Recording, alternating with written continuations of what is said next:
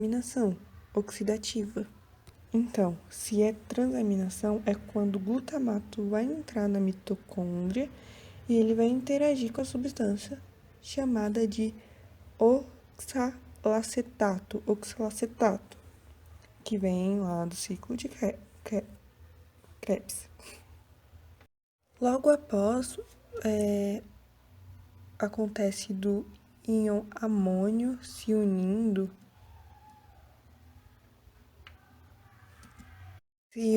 com uma substância que é o gás carbônico.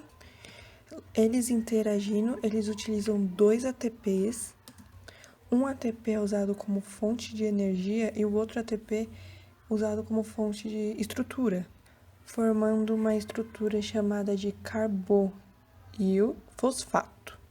E esse carbonil fosfato, ele vai se unir com ornitina. E essa união forma uma substância que é chamada de citrulina.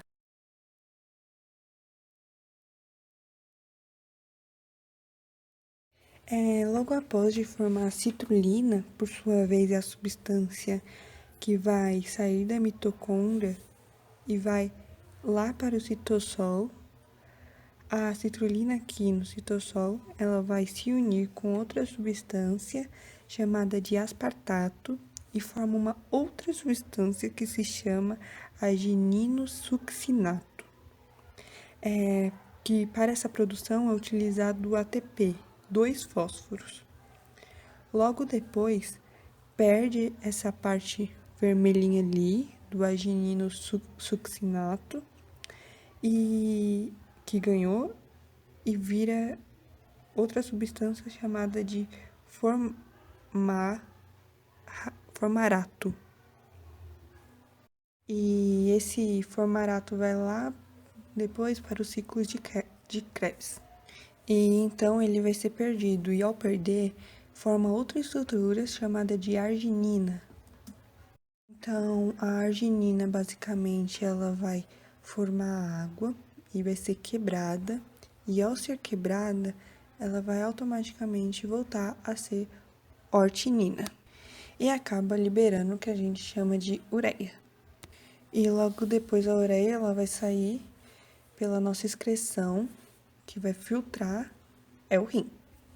E então, virando ornitina de novo, todo esse processo vai se repetir, viramos novamente um ciclo.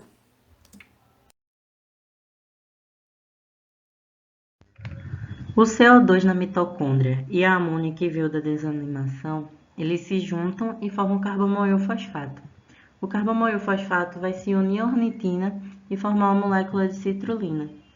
A citrulina vai se encontrar com o aspartato e essa união vai formar uma molécula de arginosuccinato.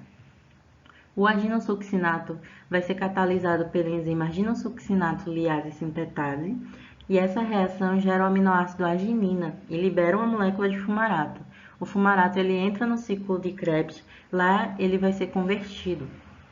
A arginina ela é catalisada e convertida em ureia, liberando uma molécula de ornitina que volta a penetrar na mitocôndria para participar de um novo ciclo, e a ureia é transportada pela corrente sanguínea em direção aos rins, onde vai ser filtrada e excretada junto com a urina.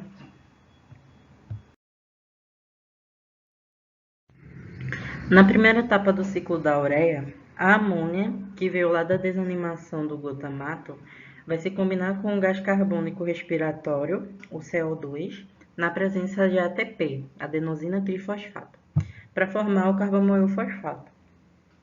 Na segunda etapa, uma vez que foi formado o carbomoil fosfato, ele vai reagir com a ornitina para formar a citrulina. A citrulina vai se combinar com o aspartato e vai produzir a arginina e o fumarato. O fumarato ele vai ser liberado no citosol da célula, que poderá ser utilizado no ciclo de Krebs. Já a arginina, por ação da enzima arginase, vai levar à formação de ureia, que vai ser levada ao rins, filtrada e excretada junto com a urina. E a ornitina, ela vai reiniciar o ciclo da ureia. Então, no fígado, a alanina que veio lá do músculo, ela doa seu grupo amina para o alfa-cetoglutarato, e esse alfa-cetoglutarato, ele é convertido em glutamato, e a alanina, que era um aminoácido, é convertida para piruvato. O piruvato que pode ser utilizado também lá no ciclo de Krebs. Na transaminação, o aminoácido ele doa seu grupo amino para o alfa-cetoglutarato, tornando-se glutamato, e o aminoácido que doou seu grupo amina vira alfa-cetoácido. Aqui na desanimação, o glutamato que veio com o grupo amino vai liberar esse grupo amino através da enzima catalisadora, glutamato desidrogenase. Então, essa enzima vai catalisar a liberação do grupo amino do glutamato na forma de amônia, que vai ser excretado no ciclo da ureia. O glutamato que perdeu o grupo amino, ele volta a ser alfa-cetoglutarato. Então, a amônia chega de três formas no fígado, né? Na mitocôndria hepática. Ela chega através da alanina muscular, que depois é convertida em glutamato. Ela chega através dos aminoácidos que sofreram o processo de transaminação, formando também o glutamato, e através da glutamina dos tecidos extra-hepáticos. Então, são três formas de transporte do grupamento amina.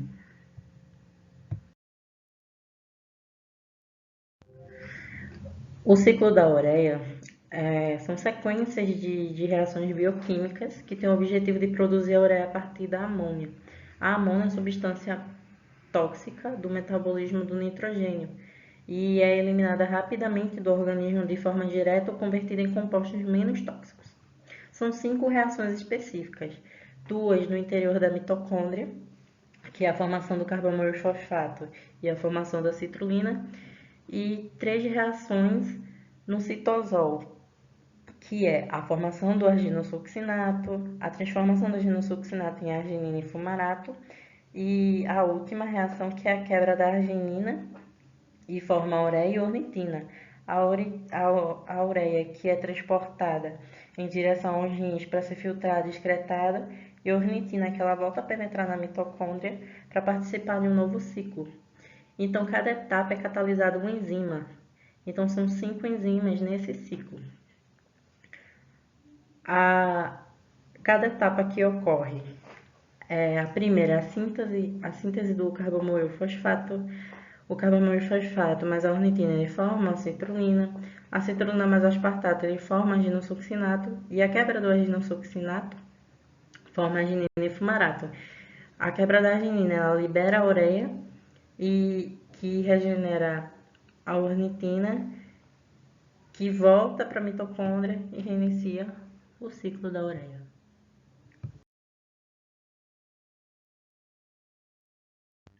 Destino das cadeias carbônicas dos aminoácidos. A alanina, ela doa seu grupo amina e é convertida em piruvato. O piruvato com acetoacetil-CoA, ele forma o acetil-CoA. Essa coenzima reage com ácido oxalacético e forma o citrato. Reação catalisada pela enzima citrato sintase. O citrato perde água pela desidratação catalisada pela enzima aconitase, gerando o isocitrato. O isocitrato ele perde o hidrogênio com o auxílio do NAD, que é transformado em NADH, e essa reação gera o alfa-cetoglutarato. O glutamato no ciclo da ureia, ele se transforma na transaminação pela glutamato desidrogenase e também forma o alfa-cetoglutarato. O alfa-cetoglutarato ele perde um hidrogênio e um carbono com a geração de um novo composto que se combina com a coenzima A e forma o succinil-CoA. O succinil-CoA é catalisado e forma o succinato. Com o auxílio da enzima succinato desidrogenase, o succinato gera o fumarato. O fumarato ele pode entrar no ciclo de Krebs através da quebra da arginosuccinato. O fumarato ele recebe água por um processo chamado de hidratação, gerando o malato. O malato perde o hidrogênio e se transforma em NAD. E o resultado dessa reação é o oxalocetato. O oxalocetato, com uma enzima aminotransferase, gera o aspartato. O aspartato do ciclo de Krebs mais a citrulina do ciclo de ureia forma o arginosuccinato.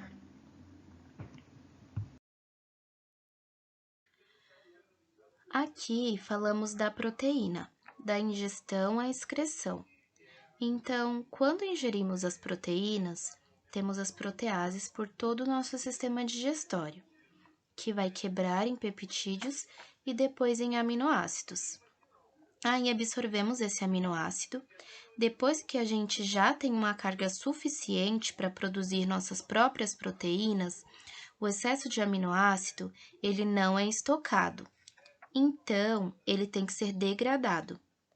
Então, na hora da degradação, ele libera CO2, o esqueleto carbônico desse aminoácido, quando ele é quebrado, ele pode virar ácido graxo, mas também, dependendo do aminoácido, pode virar glicose, ou algum intermediário do ciclo de Krebs. E, além disso, a gente libera o grupo de nitrogênio, né? Aquele grupo amina. O grupo amina, quando ele está solto, ele vira amônia, que é altamente tóxico. Então, a gente não consegue excretar com tanta eficiência pelos rins. Então, ele precisa ser transformado em ureia, no ciclo da ureia, e aí sim a ureia é excretada na urina. Essa última parte do nitrogênio, servindo para produzir proteína, são quando os micro-organismos aproveitam esse nitrogênio para produzir o aminoácido que tem esse grupo e assim a proteína. Aqui temos as 3 vias de degradação: proteína, carboidratos e lipídios. Então, a proteína que eu expliquei no slide anterior, ela vai se quebrar e virar aminoácido. Aí, ela vai se separar em 2 partes, o grupo amina e o grupo carbono. O grupo carbono vai seguir para o acetil-CoA e o grupo amina vai direto para o ciclo da ureia. Então, o gás carbônico cai para a corrente sanguínea e o NH3, que é o amina, que se torna amônia, vai para o ciclo da ureia. Aí temos o carboidrato, que se quebra até se formar glicose e depois se torna piruvato, sofrendo as reações enzimáticas. E quando ele vai se transformar de piruvato para acetil-CoA, ele perde um carbono, que é liberado em forma de dióxido de carbono, que também vai para a rede sanguínea. O lipídio é degradado e quebrado em ácido graxo, que também sofre uma reação enzimática e se torna acetil-CoA. O acetil-CoA segue para o ciclo de Krebs, ou seja, todos esses compostos biológicos vão se tornar acetil-CoA. Então, esse slide é uma confirmação também do slide anterior, mas ele acaba entrando um pouco também no ciclo de Krebs. Então, aqui a proteína ela é degradada e se torna aminoácido. O aminoácido é degradado, uma parte dele vai se transformar em acetil-CoA e outra segue para o ciclo da ureia, que no caso é a amônia. O carboidrato vai ser degradado em pequenos sacarídeos até se transformar em acetil-CoA também. O lipídio é a mesma coisa, se transforma em ácido graxo, depois pelas reações enzimáticas em acetil-CoA. O acetil-CoA, ele dá início ao ciclo de Krebs. Então, o ciclo de Krebs, ele circula para dar energia. No caso, ele dá várias reações, dá o NAD, dá o FAD e também o ATP. Na verdade, o final dele sempre é o ATP, que é para dar energia.